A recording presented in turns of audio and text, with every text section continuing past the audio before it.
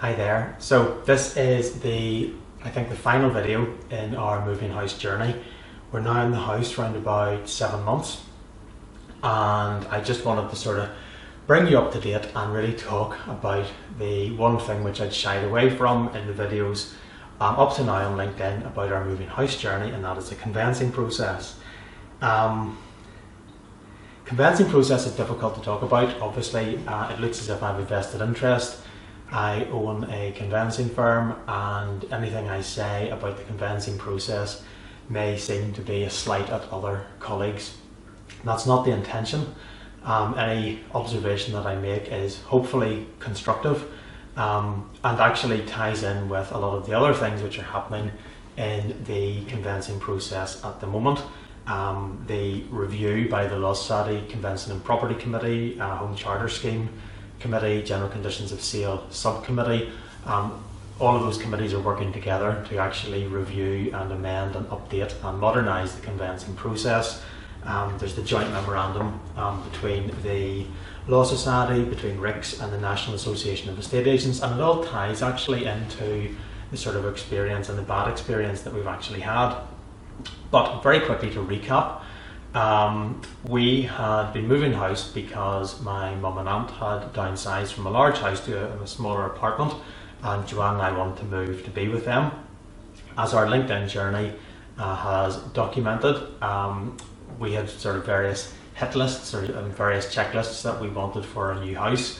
For example, we wanted somewhere which was big enough for the aquarium. We also needed somewhere which was big enough that the organ that I play isn't anywhere near the aquarium, even though, and despite the fact this house is quite big, it has to be at the other end of the house, as you will see.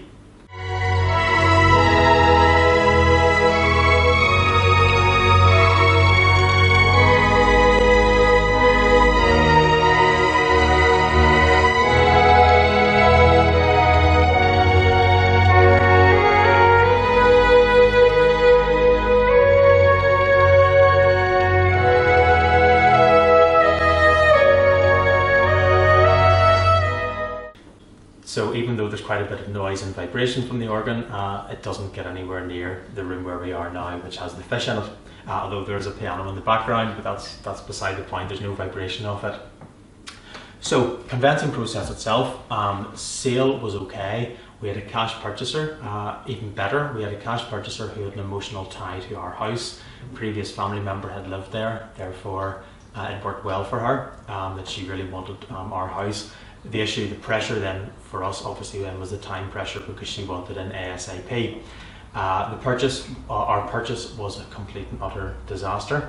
The thing which has really occurred to me, and it's something that I try to make clear to all of my estate agent colleagues, is the fact that the single most important factor, the single most crucial important factor in how a conveyance is going to go, I think, is the vendor's solicitor. And if the vendor's solicitor doesn't have their processes in place early on, then there is going to be a bit of a nightmare for everyone involved in the process. And unfortunately, that was our experience. As I say, quick time out, you're aware, as I've just mentioned, that the joint memorandum of understanding between the various professions, and one of the things that does, it gives sort of rules on potential things that a selling agent and a surveyor and a vendor solicitor and a purchaser solicitor should do. And one of the things it says is that a selling agent, when they receive instructions from a vendor, they should immediately inform the vendor solicitor and provide a copy of the brochure. Basically, the vendor solicitor needs to be instructed as soon as the property goes in the market, and not when the property goes sale agreed. This seems like an obvious thing. It's something that we've been asking estate agents about for years, but it's now in the memorandum of understanding. At that point, as soon as the solicitor is instructed when the property is still on the market, then the vendor solicitor should be locating the deeds, whether they're with the client directly or whether they're with the client's lender or with the client's previous solicitor, or even if the deeds are lost. At least these things can be sorted out immediately. And again, the suggestion and the recommendation is that the solicitor at that point should be getting the home charter documents in place, the property certificates and the searches, and it even says, even though the fact that they will expire after either 3 months for searches or 6 months for property certificates, they should still be obtained at that point. I agree with that. Probably wouldn't get the searches that early, but we would certainly get the property certificates. Unfortunately, some people are put off doing that. I mean, property certificates are £102.50. You can carve 4 or 5 weeks off the transaction if you get them early on, but some people weirdly aren't prepared to take the risk. At least if we can speak to the client about that, then at least we can sort of allow them to make an informed choice. But anyway, the Memorandum of Understanding is supposed to speed things up, it's supposed to front load the process, get the solicitor instructed, and allow the solicitor to get the deeds in, get the deeds looked at, which is again very important, as you will see, even possibly get part of the contract drafted, get the home charter documents in place before the property even goes sale agreed. So back to our house. This place was on the market for 18 months. The same solicitor had acted in the previous 3 occasions that this house had changed hands.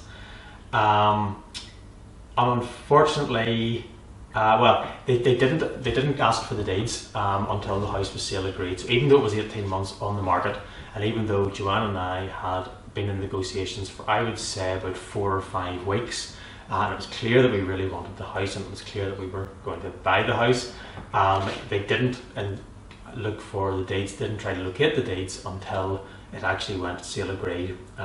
So it took 4 weeks to get the deeds in. It took another week or so for the contract and the title deeds to come to us, and then it took not me as a conveyancing solicitor, but Joanne as a legal assistant.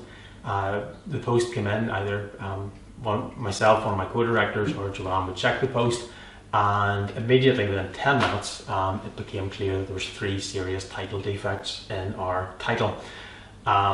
First of all, there was no root of title, so even though we knew the property was leasehold, we didn't know anything else about that. We didn't know the term of the lease, we didn't know whether the ground rent was collectible, what the ground rent was, and most importantly of the lot, we didn't know the boundaries. When we looked at the land registry map, only half of the property was actually covered by the land registry map, so we didn't own half of our property apparently. And then there's an access way which is shared between ourselves and a couple of other houses, and there was a bit of a question mark over whether we owned that or whether they owned it or whether it was owned jointly, etc, etc. So all of those things had to go back to the other solicitor to look at. It took them 3 weeks to get the rectification of title, because they'd missed half of the property on one of the 3 occasions that it had previously changed hands. It took them 2 weeks to identify the issue with the access way, and it took another 3 weeks to get the lease. And obviously once we got the old lease from 1997, it became clear that we actually owned the access way and one of the other neighbours has a right of way over it. The vendor, who was in the property for 10 years, never knew that he actually owned the laneway. So he, I don't think, was awfully best pleased by that. So where are we?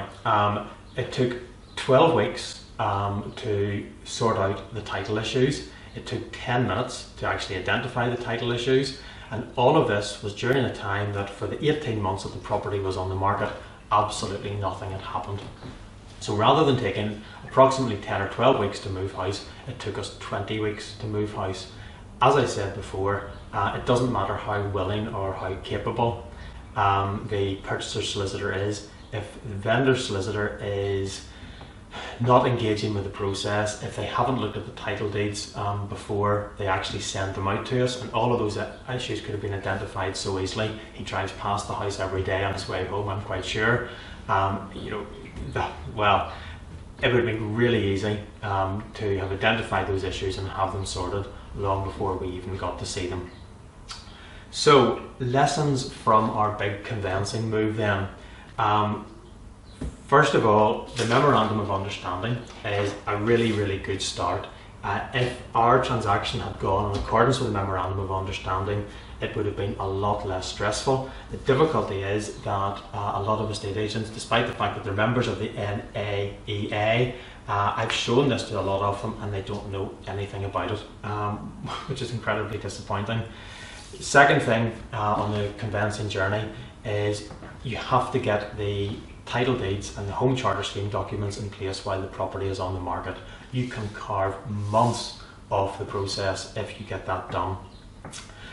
It's also essential that the vendor solicitor, and it sounds stupid, but most solicitors really just have a cursory glance. You need to have a look at the title deeds on the way out of your office when you're sending them to the purchaser solicitor, because that's the time that you need to identify the issues. But the most overwhelming lesson from all of this is the fact that the choice of the vendor solicitor is critical. It is, I suspect, probably the biggest factor in how the transaction will go and what the experience will be like. The purchaser solicitor is obviously very engaged. They're being pushed hard by their clients and their mortgage advisors and everyone else in the process. But the choice of vendor solicitor is the one which is critical to the transaction. And of course, it is the estate agent at the very front of the process, long before we even know that the property is on the market, who can actually assist in, I hesitate to say influencing the choice of solicitor, but at least speaking with the vendor and making sure that their solicitor is on board, that they will be instructed, that they will be engaged. Obviously, the point that we're making with our estate agents that we're going out to see and are kind enough to come to our office and have a tour is not only can they sort of extol the virtues of our firm and the various things that we do and the fact that we are a traditional law firm but we innovate in technology, they can steer the clients to our website and they can get a real-time quote instantaneously, which we think is the most accurate online fee quotation in Northern Ireland. Certainly it covers all of the usual bases. It even covers things like fair share, co-ownership, auction properties, repossessions, help to buy ISAs. It even will suggest if you're a purchaser and you're getting a certain mortgage, if there's any additional fees with that particular kind of lender, then those will be included. All of those things we're trying to actually push out to the vendor and the purchasers as quickly as possible, so that hopefully the right solicitor will be instructed. Bottom line is, we have got our dream home. We think it is our forever house. We absolutely love it. Another fish tank maybe going there at some stage, but that's one for the future. I'd like to thank everyone who has commented on our LinkedIn moving house journey over the last 7 months. I'm really pleased to get this done because I now really want to move on to other aspects of the conveyancing process and push on. So as I say, thank you for your likes and your comments, and more soon.